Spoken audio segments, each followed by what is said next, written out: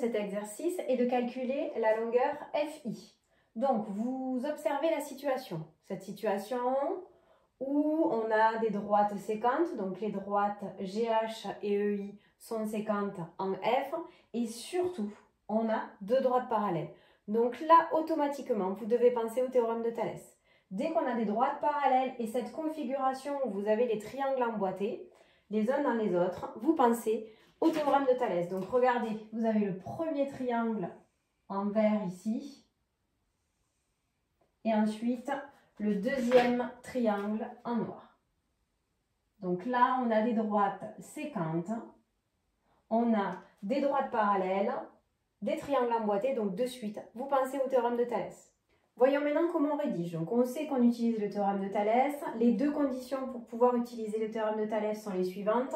Il me faut avoir des droites séquentes, c'est bien le cas, et des droites parallèles. Donc j'écris d'abord les droites GH et EI sont séquentes en F et les droites EG et IH sont parallèles. Je peux dans ce cas utiliser le théorème de Thalès.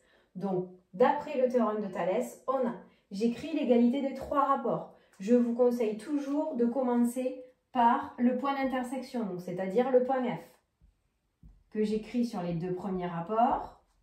Ensuite, petit triangle sur grand triangle, FG, petit triangle sur FH. Et on voit bien que les points F, G et H sont alignés.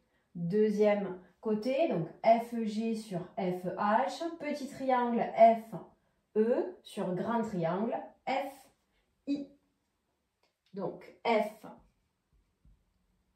sur FI. Troisième rapport, vous vérifiez que ce sont bien les droites parallèles. Donc je sais que les droites GE et HI sont bien parallèles. Donc là, pour le troisième rapport, vous n'avez pas besoin de regarder la figure. Vous regardez juste vos deux premiers rapports. Donc le point F, c'est le point d'intersection qui apparaît que sur les deux premiers rapports. La lettre G et la lettre E que je retrouve sur le troisième. La lettre H, la lettre I que je retrouve aussi sur le troisième. Donc, étape 1, les phrases. Étape 2, j'écris l'égalité avec les lettres. Étape 3, je remplace par les valeurs. Donc, le côté GF mesure 3 cm sur 5,1, FE 3,5 sur la longueur FI, celle que je cherche. Et ce troisième côté, je ne connais aucune longueur, donc je marque les longueurs avec les lettres.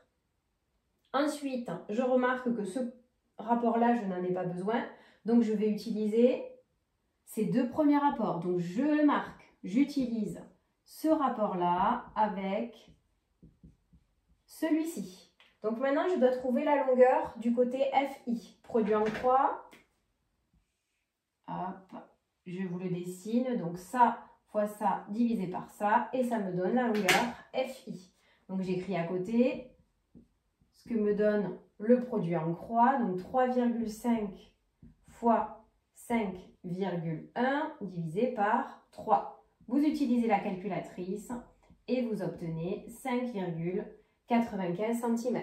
Phrase réponse, la longueur FI mesure 5,95 cm.